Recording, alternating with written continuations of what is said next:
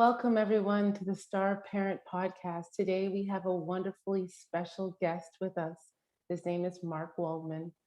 I met Mark years ago when I was taking a course with John Assaraf, and Mark was a neuro coach in one of the courses. And Mark was so genuine and kind to offer his services as an individual therapist or coach for people. And I jumped on board and decided to take 3 sessions with Mark. And in those 3 sessions, he literally transformed my way of thinking about myself, people, and children. And I've always kind of kept in contact with Mark. In fact, he recommended one of his students to take over his sessions. And I started to meet with him on a weekly basis and really enjoyed the conversations. And I'm just so thankful, actually, that Mark introduced me to Josiah. Do you remember Josiah? Oh yes. No, Josiah Yeah. and I are very wonderful close friends, and we get together on a regular basis and exchange neurobabble, as I like to refer to it. Yes, yes. Mark, I'm hoping that I've done you justice in my introduction, but please tell everyone more about you because I think it's like 19 books that you've written now. I always like it when people exaggerate, but it's only 14 and about Okay. six neuroscience academic published studies and about six psychology published studies. And I was brought into Loyola Marymount University to teach mindfulness, stress reduction, compassionate communication strategies to executive MBA students. And what we're mostly known for in my collaboration with Andy Newberg, we're the guys who do all the brain scan studies of nuns, Buddhists, Pentecostals speaking in tongues, atheists praying to God, Sufis going la ilaha illallah, a wide range. So we're looking at what the neural correlates of spiritual experience are. And really for the last 10 years, what I've been doing is finding small key elements in the newest neuroscience research that gives us new strategies and better strategies for dealing with personal development, counseling, coaching, even teaching. For example, yawning Mhm. appears to be a thermoregulatory mechanism, and that animals and humans and babies will yawn when there's too much neurological stress going on. It's a way to basically, it's like the radiator in your car. If your engine gets too hot, if your brain gets too hot, the radiator pumps, in this case, the yawning increases cerebral blood flow, and it actually cools down overly active firing neurons, and it can bring you very quickly into a state of relaxation and Mhm. calmness and serenity. In once you practice 3 mindful yawns for about 5 or 10 minutes, you can go into that state almost immediately, a state that most people take 20 or 30 minutes through a meditation or a relaxation practice. So that's just one example. Yes, and I also loved how you tied that in when you were teaching me about speech there afterwards. After you do the yawning exercise and stretching, this being conscious about how many words you're using when you're speaking to somebody, the tone, all those things play a part in the way we perceive information. Would you want to add on to that? Yeah, well, most of the time when we talk, we're trying to put into words so many things that are wordless. I mean, how do you even describe this current experience? And so we end up using way too many words to capture something that is wordless. So Mhm. we discovered in teaching people how to communicate, hey, everybody seems to speak too fast and speak too long, and the listener's brain is only going to be able to remember about 10 words. So we ask people, hey, raise your hands. Say what you need to in 10 words, but you can use 20 if you need. And you go Mm. back and forth both of you staying in this state of deep, relaxed, mindful awareness. So Mm, you speak one sentence, you sit with it, you notice how it feels, you listen to what the other person said. So you're staying in this calm, serene, kind of meditative, relaxed, mindful state, and a spontaneous dialogue can emerge that is free of conflict and irritability. And you end up in that particular state, you're actually stimulating a part of your brain called the salience network, which is your social brain, your social network. And so these are very simple strategies to create literally neurological empathy between two people, even if they don't like each other. mm.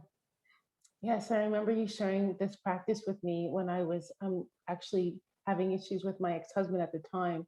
But just holding up your fingers and counting your words, it really makes you think about what you're saying and hold back when you don't have to say it.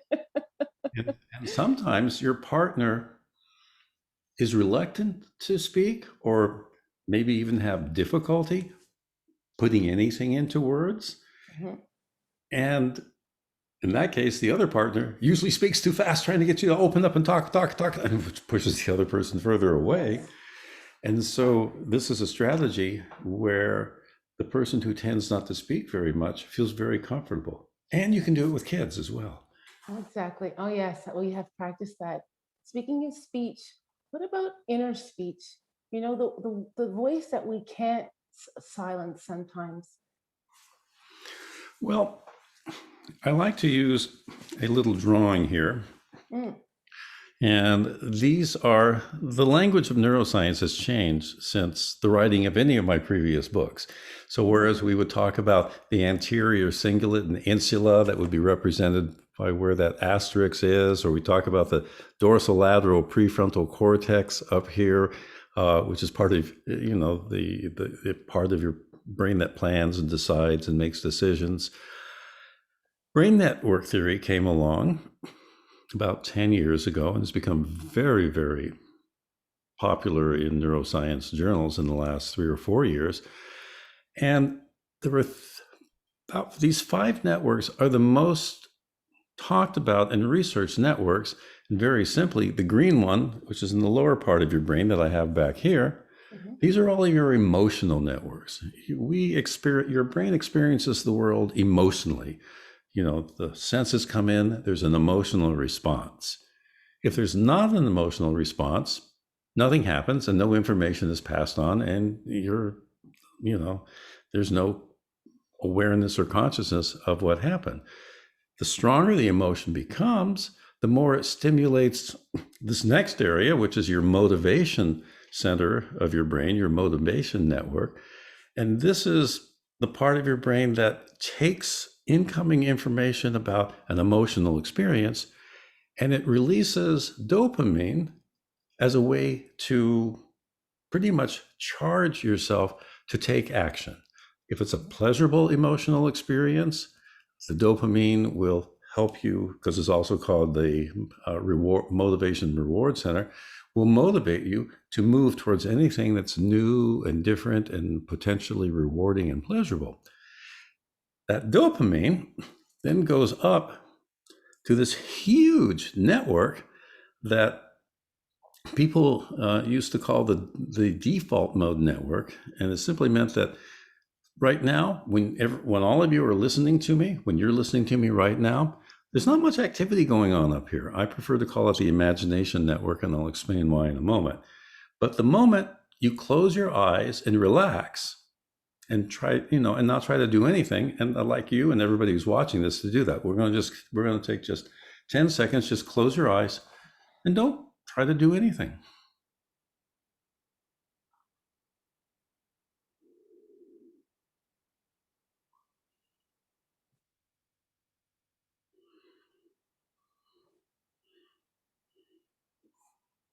Now, some people will feel a kind of calmness and serenity. Other people will become aware of all kinds of different kind of like thoughts going on.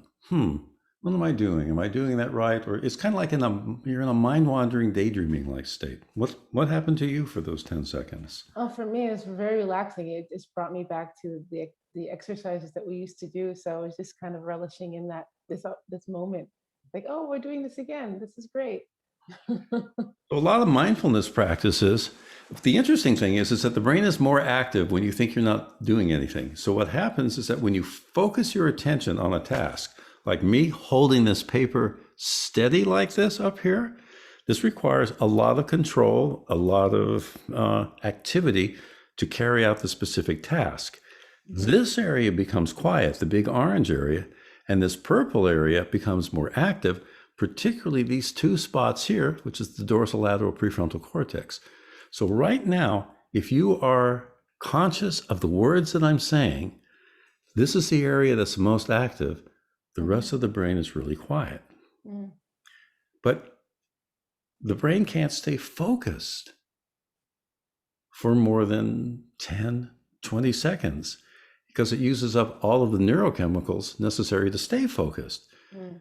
And so for a brief moment, half a second, 2 or 3 seconds, that kind of shuts down and your mind wanders off. I'm willing to bet that even as what I just said, your mind wandered off 2 or 3 times. Well, I was actually tabling in my mind. I gotta ask this question. I have to ask this question. Right. Yeah.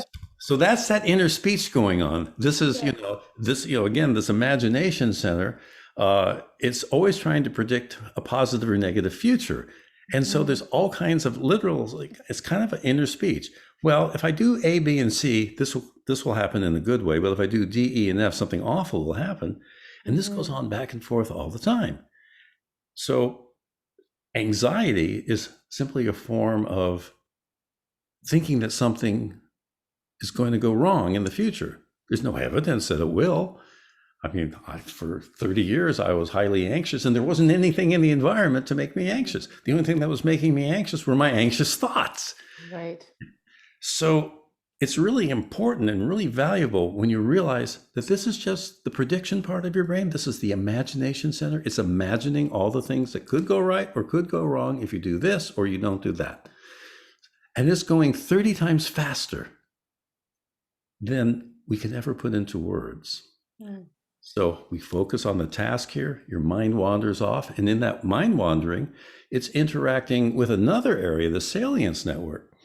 This is the part of your brain that's putting a value on whatever your brain has done with the words I say. My words have different meaning to you. If I talk about I'm in a state of peacefulness or serenity and I feel at one with God, I could have 100 people in the room and there'll be 50 different responses to what they thought I meant by this. And so the brain is selecting what it finds is important, not what we think is important. And you see how this can have incredible value in the educational room. And here's a good example of that. I'm going to put this down for a moment. I'm going to have you and everybody who is watching this close your eyes for a moment. And I haven't shown you how to do a mindful yawn or a super stress, but make yourself as relaxed as possible. A mindful yawn simply means you're immersing yourself in the experience of a yawn, whether it's faked or real.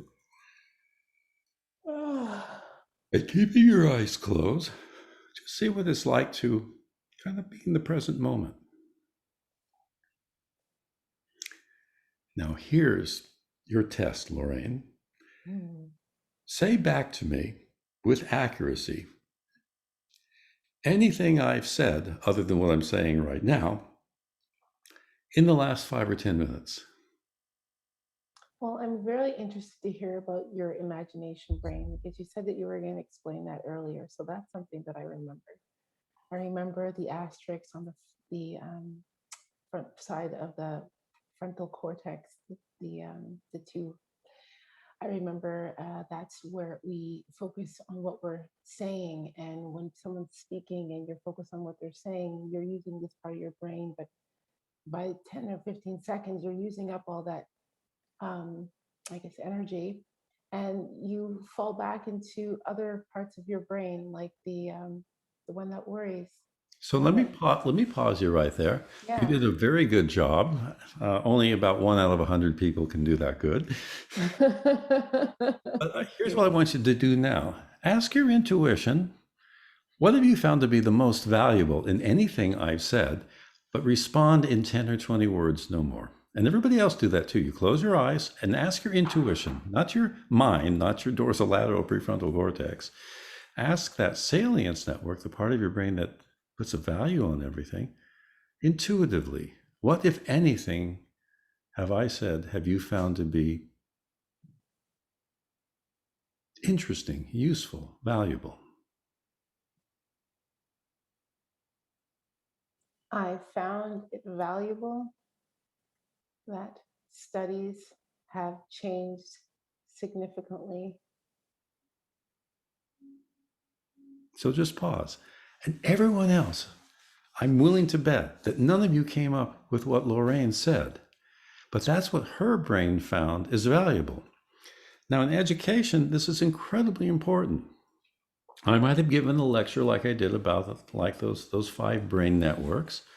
And when I ask 30 students in my class to close their eyes and reflect on what they found to be the most valuable and to write it down, everyone will have picked something different from what I said. And many people will have come up with something of value that had nothing to do with what I said, which is great. Yeah. But in our educational system, no. You're supposed to memorize what I said and pass the test. Hmm. And it fails to recognize how the brain learns. We're only interested in what gives us that wonderful sense of meaning and purpose, not in an intellectual way, but on a deep, nonverbal, experiential way. So these are just This. examples of Go ahead. taking the neuroscience and Hmm. turning them into strategies that says, wait, we have to speak differently. Yeah. I have to speak briefly. I have to pause. You have to savor what I Hmm. say. This brings me to think about adolescents and teenagers because teens go through a surge when they're developing through puberty. And there's a lot of things that happen in their brain that force them to think about individuality and their own purpose in life separate from their family. Can you talk about that a little bit more? Well, let's do this dialogue conversation. So I'll just say 20 words, Okay. and then you respond, and let's watch how the conversation emerges differently. Sure. Intuitively, the first thing that comes to my mind is this.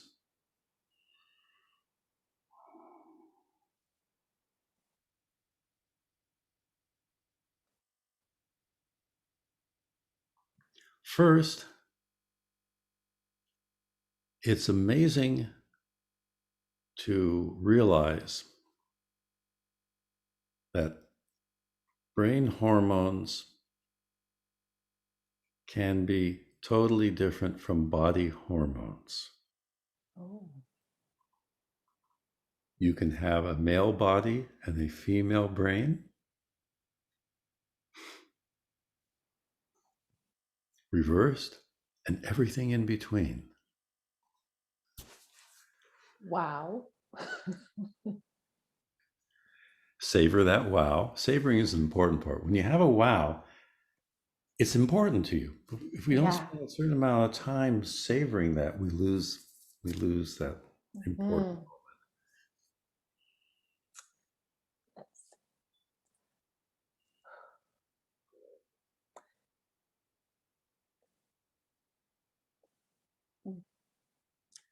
What interests me the most is heightened intuition in adolescence.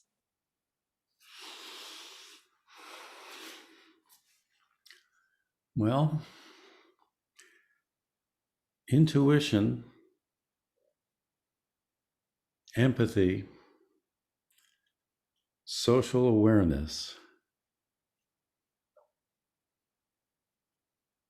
takes place in that salience network, Mhm. that blue area, and that's barely becoming active in puberty won't be fully mature until your 30s or 40s. Mm. Wow, okay.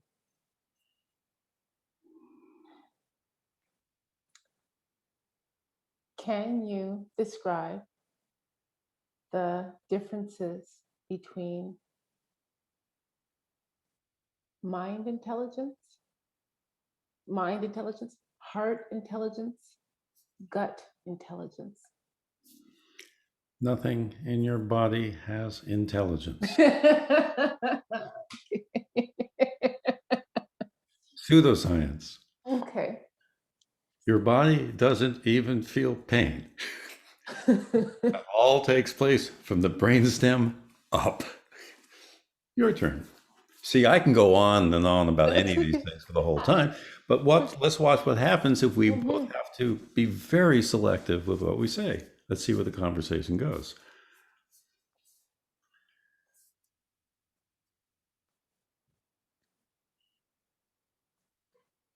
There are heart feelings, or No. heart. No. I know. I was just gonna. Then there's neurons that connect in the heart, gut, and mind. Not really. That is not a no. Every nerve cell in heart, gut, liver, spleen is a form of neuron. Mm-hmm.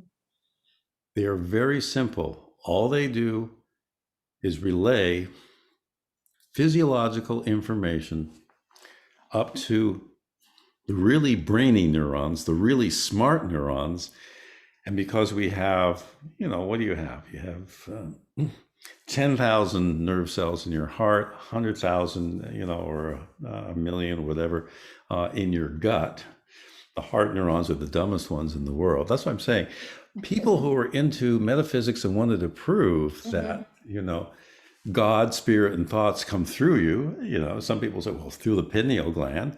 No, Descartes was wrong on that one. A lot of people push this because they're also selling their products. Yeah, so they're convinced in that. So the heart is just relaying information to the brain to make use of, and it's the brain that's really directing the heart. The heart, if you're running, the heart's going to beat faster. That information goes to your brain, and it's going to evaluate, are you running too hard, too much, and what have you.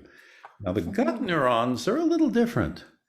At first, neuroscientists thought, well, yes, they actually did contribute to your feelings and emotions. And then, neuroscience is always changing. And so then what they discovered, well, no, it doesn't do that. What it's doing is sending messages when it gets upset with what you're eating. So it's communicating to your brain, all the crap that you're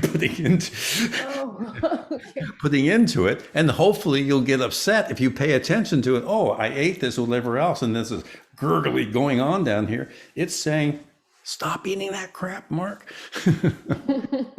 So it's kind of simple like that, but it does have its own, they're more complex neurons. They're processing a lot of information there. But it all happens really up here. Tissue gets injured. That long neuron will send a signal into your spine, up into your brainstem, which is the first place that it gives it the label pain. Oh, there's some kind of damage going on. We're going to label that pain, okay? Mm-hmm. That pain signal then goes up to the motor cortex, which then communicates with your cerebellum to send a message to your body. If it's touching something hot, pull it away before you can even think about it. But while that's going on, that same information then goes to that salience network inside of there, and it decides how important that irritating, that pain signal was. Maybe it's just a little tiny pain. Yeah, why pay any attention to it? Mm-hmm. Then the information goes up there to that, to that thinking center where you become, this is the only area, that little dotted area there, your dorsolateral prefrontal cortex, that holds those 10 words or chunks of information that you can be conscious of in any one particular time. And then you can think about, oh, wow, I hurt myself. I burned myself on the stove. I better not do that again. Oh, there's a stove over there. Is it on or off? I better go like this. And now you're using your thinking network and your imagination. You're imagining that if I touch that stove, it's going, it may or may not be hot. So if you go into a appliance store, for example, all those stoves are there and you want to do whatever else, and the person tells you, if normally you'll touch anything because you assume nothing's hooked up. But if the salesman said, by the way, one of those stoves is live and can burn the living daylights out of you, and he's lying to you, it won't matter. You even know that he's lying to you. Suddenly, your imagination is going, maybe pain, pain, pain, pain. It turns out that for all of us who have hurt ourselves, particularly when we have chronic pain, we have 15 different pain centers in the brain. A lot of it's subjective. So it's like, ouch, it hurt. And then you're afraid of moving that part of your body because it's injured. And then even though the body may have healed, you might still be afraid of moving. And it sends a subjective pain signal to the other parts in your brain that respond as if there's real pain going on. Now, a brand new study that I came across is really valuable and important. It took a bunch of people who had no experience with meditation or mindfulness. And in the experiment, they're randomly given painful stimuli, either electrical shock or something hot or whatever else. And they're not told when it's going to come. So normally when they get it, they're recording in the brain, the person jumps when they feel pain.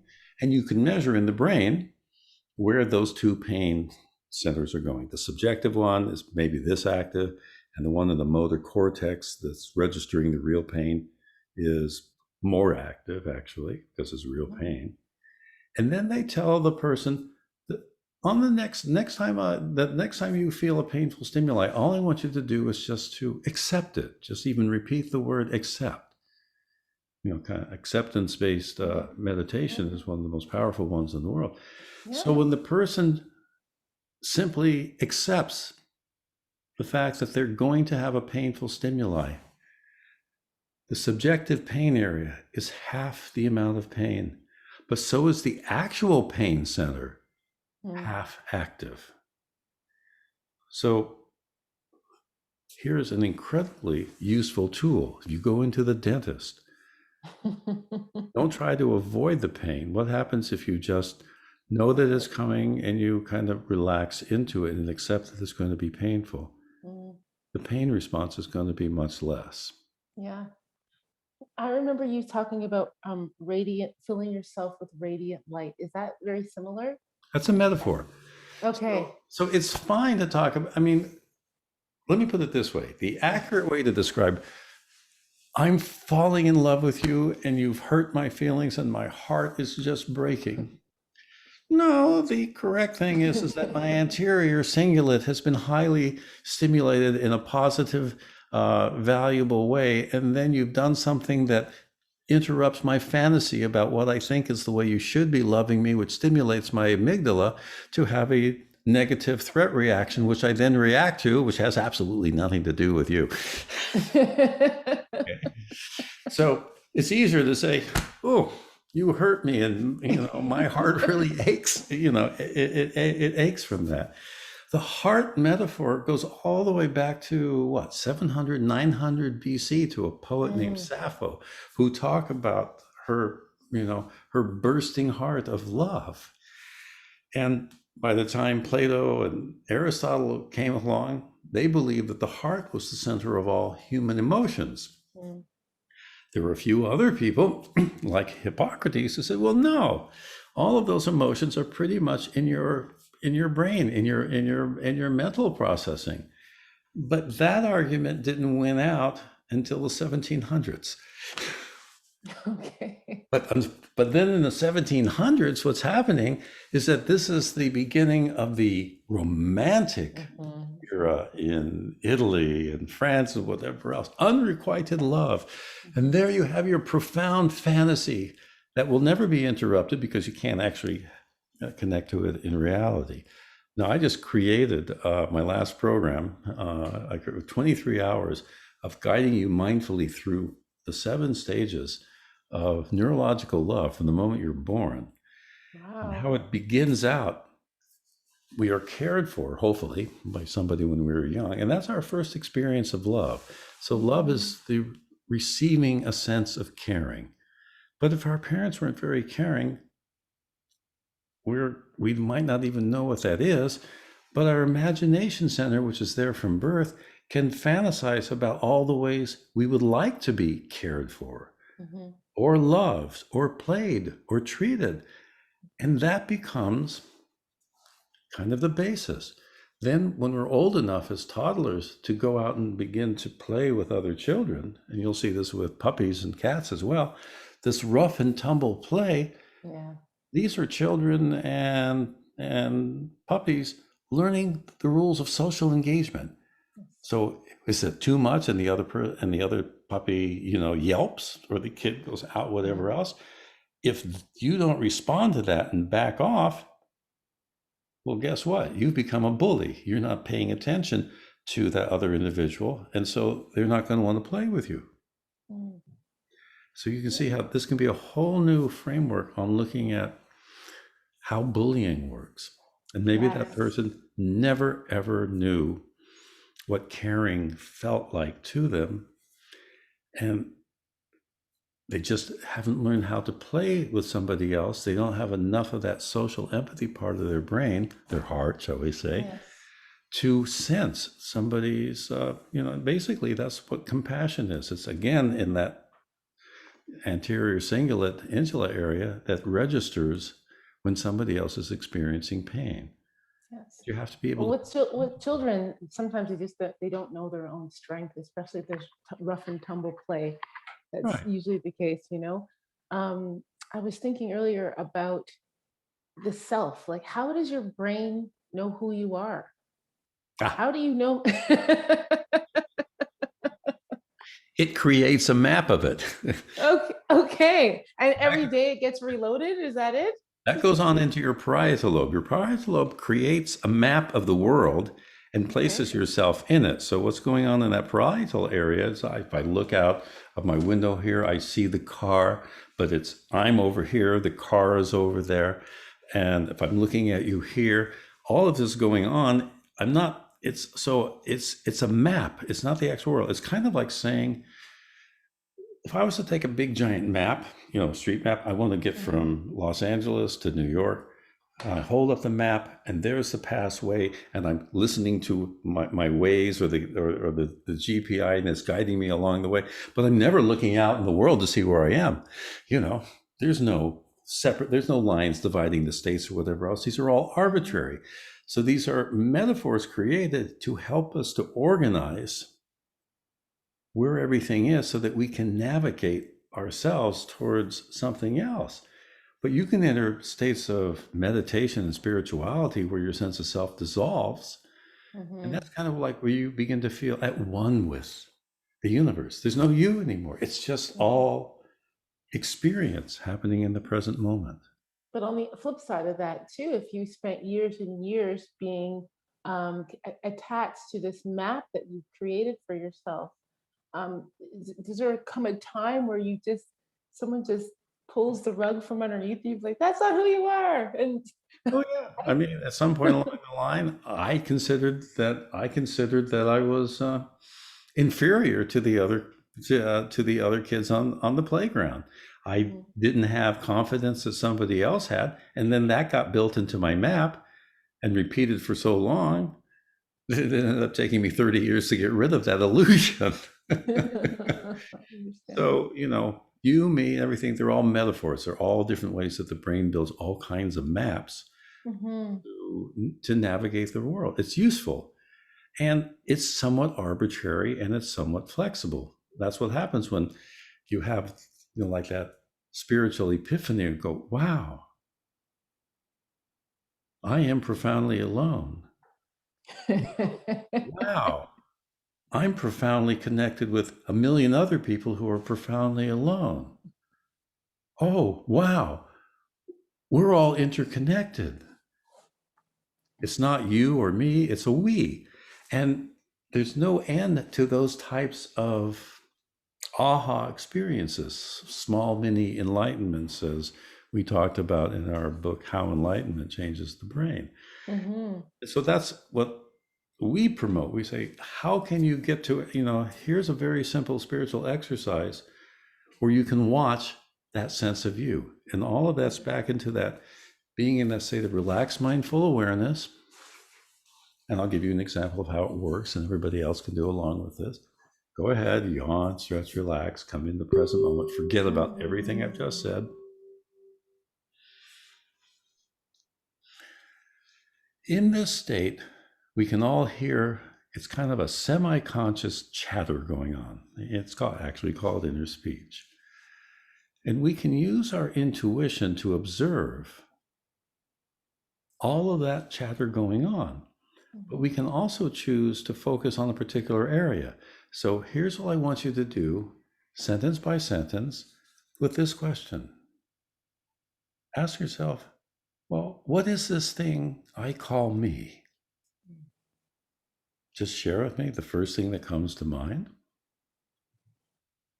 I'll do it along with you. With love. A lump sitting on this chair is what came to my mind. Now, everybody else, think about what came to your mind. Now, we all let it go. We relax again. We come back in. We let go of that thought.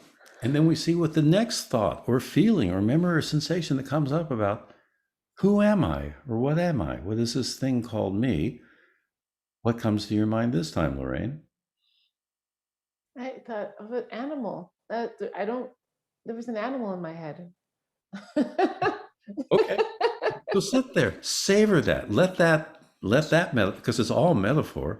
Anything we're conscious of is an impression that we found words for. An animal. And for me, because I'm resonating to what you said, what is me? A bundle of vibrating energy. Next. It's coming to my mind now. I just feel so good. I can't even think of words to describe that. So take a moment, and the I is filled with goodness. Just immerse yourself. Just become one with that sense of goodness. And maybe for a second or two, that sense of I will disappear, and you'll just be radiating goodness, or love, or peace, or emptiness. So this is, a game I call streaming. It's kind of similar to Freud's free association. And as you do this is the whole purpose of mindfulness. You're just paying attention to all the different thoughts or feelings or memories or sensations that float through your conscious mind without judging them, without reacting them. And at some particular point in this process, many people will have an epiphany like this. Oh, wow, I'm not my thoughts. If I think I'm anxious, no, there's a part of my mind that's anxiously thinking about something. Oh, I'm depressed. No, that's just an idea that I'm not getting what I want. And then you end up feeling like you are grounded in this place of centeredness. And then what can happen is that, okay, I am watching my thoughts, but I'm watching myself watch my thoughts. What is this I? And sometimes it'll all collapse, almost like going into a trance state. It's like, in that moment, what we see in our brain scan studies is that you've actually turned off your parietal lobes. That place that creates a sense of self is inactive for a few minutes. Does that help with anti-aging? Does this keep you young to meditate and to be mindful? Like, does this actually increase cell production or Self-awareness. yes. The key is awareness. So from my perspective, Awareness is the solution to everything. If we're not aware of the other person, how can we be in a kind, loving relationship? If we're not aware of, how our emotions are affecting us or somebody else, if we're not aware of,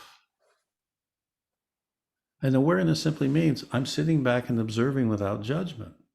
And it's something that you can begin. This mindfulness is so important now. They're teaching it to kindergarten students. Yeah, but it takes practice though, Mark. Like, imagine you've been ruminating on these negative thoughts for like 10 or 15 years, and then you decide, you know what, I want to become more mindful.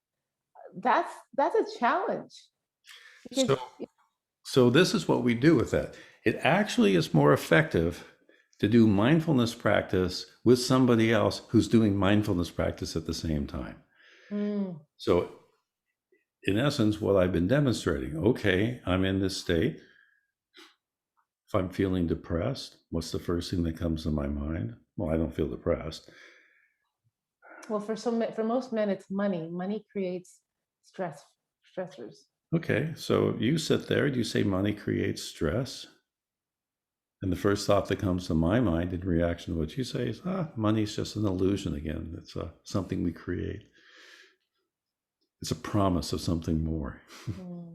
And then what's the next thing that comes to your mind? Oh, when you said promises, I just thought about the promised land. So that's But you thought about what? the promised land. Promise.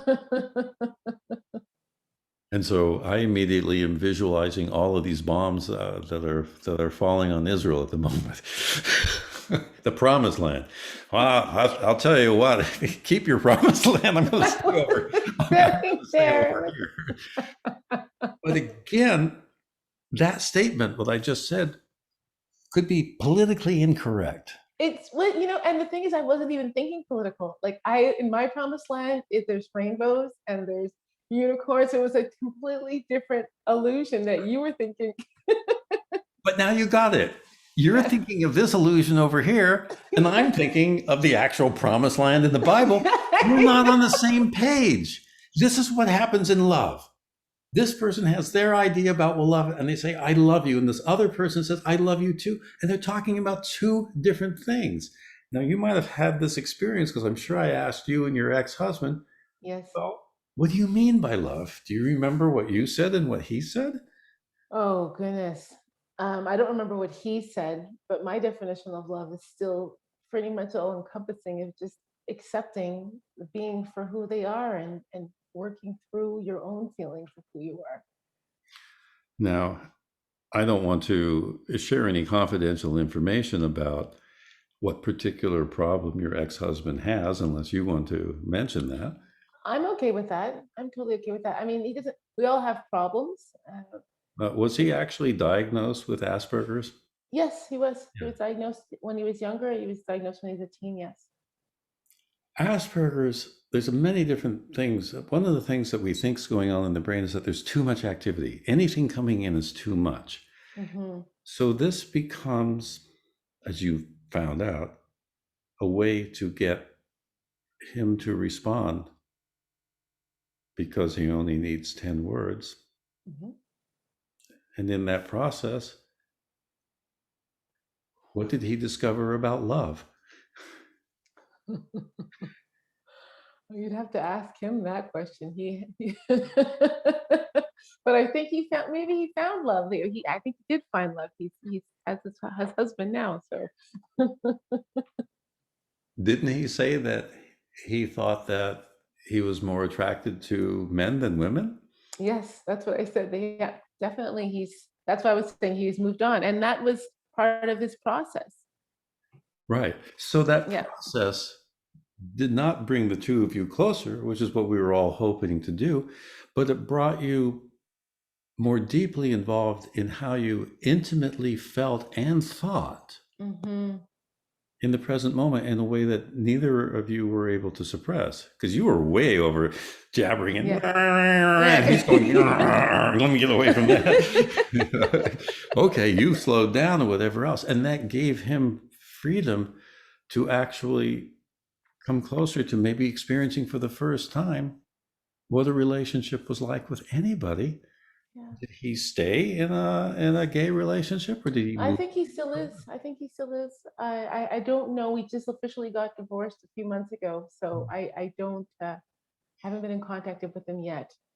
It's a challenge, but what we find and why my this program is called Love in the Brain, Hmm. which you can order on my website, which is Yes, markrobertwaldman.com. mhm.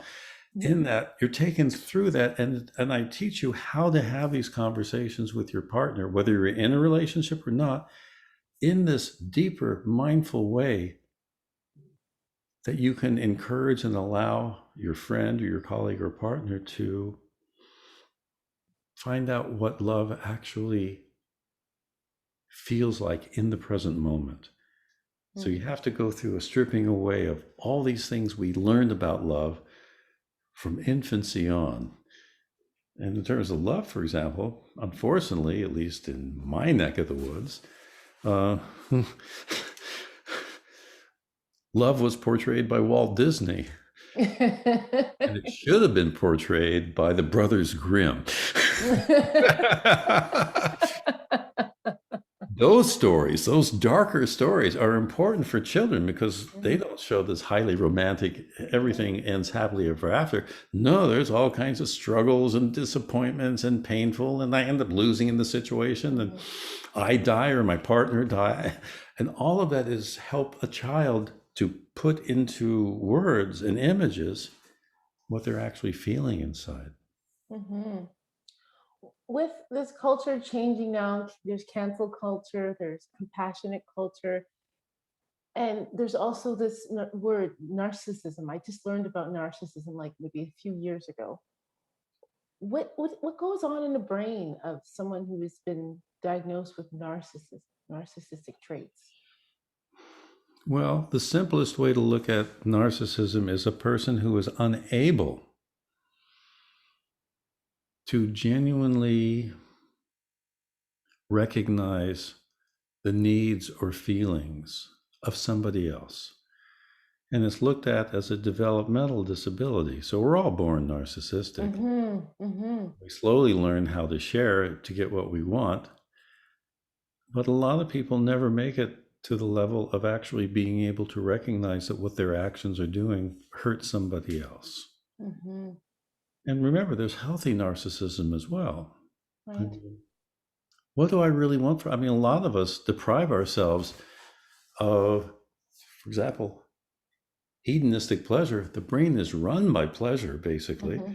Yes, I But remember you taught me the exercise of just stroking your arm to calm yourself down. what if you came from a strict Catholic environment where anything dealing with sensuality of the flesh is a sin? You know, Yeah. God forbid Eve offers you an apple and you bite it and you actually enjoy it. You're both kicked out of the Garden of Eden. Yeah. So, again, so we look at narcissism as just 1,000 different ways in which all of these different brain networks are interacting. So, for example, what neuroscience is now showing is that you have to go smoothly back and forth between carrying out a task or thinking about something, imagining, daydreaming, back and forth and back and forth and back and forth smoothly. Spend too much time up here in your imagination worrying about what might happen or not happen. And that could be serious anxiety or depression. Mm. Okay. Spend too much time here and then you're just kind of a workaholic doing work. You're not even being creative in a way. But if you don't bring in that blue area, that salience network there, the part that turns out that you stimulate that, it creates an ideal balance between your imagination and your thinking. Mm. So I am aware of how I'm thinking, my fantasies and fears and desires, what I might want to do next, watching how that works. And just that process of being aware of your thoughts and feelings and memories and sensations, what mindfulness is all about, creates that ideal balance between those three networks that's associated with optimal psychological health. Mm. Wow. So a question.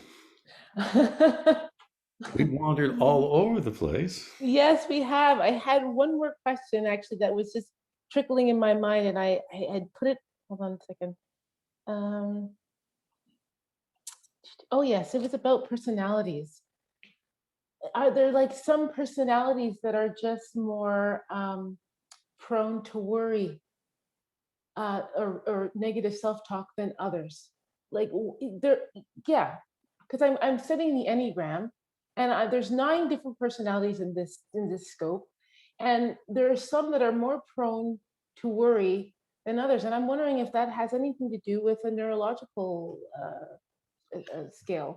We all have 1,000 different personalities. Each one's is attached to a different feeling. Spend too Mm, much time in anger, yeah. and you have that personality. Spend too much time in creative daydreaming and whatever else, and they'll call you a creative type of personality. Mm, The thing is that all of these personalities, to have a healthy functioning brain,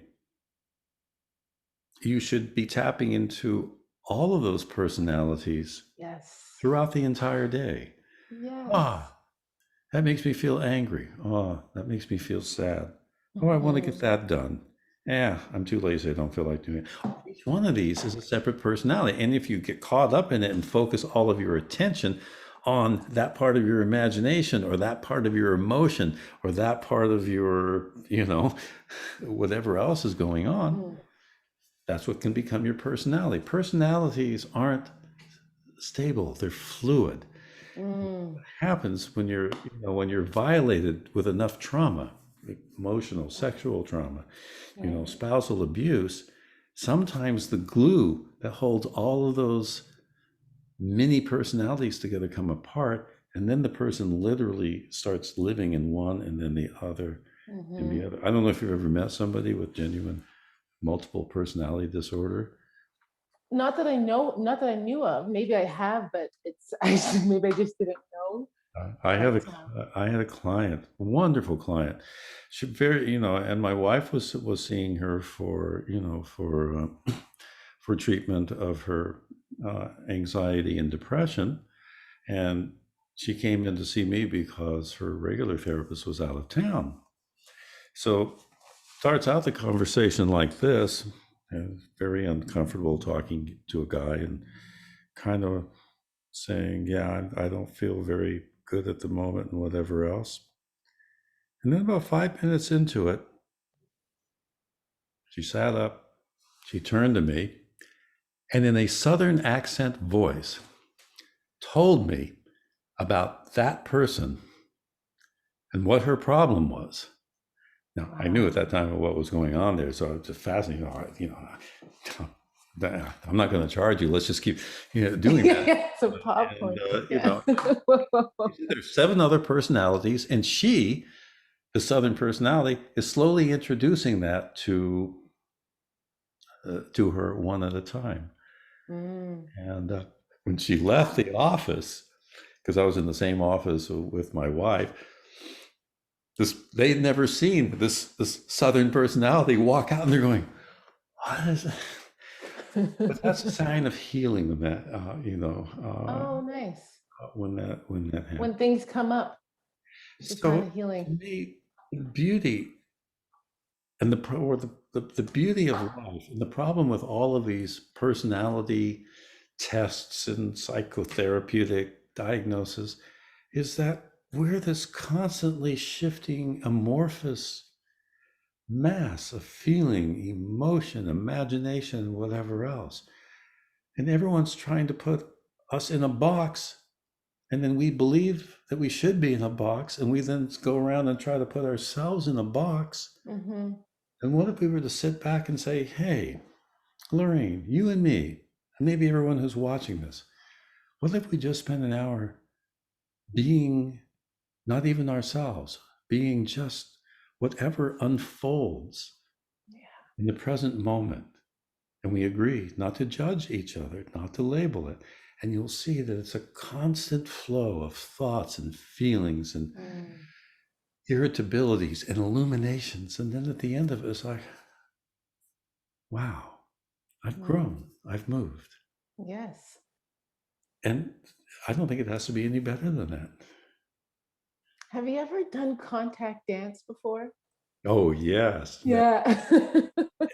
That's exactly the same way. You learn how to, and this is a great way for adults to learn how to play again, Mm-hmm.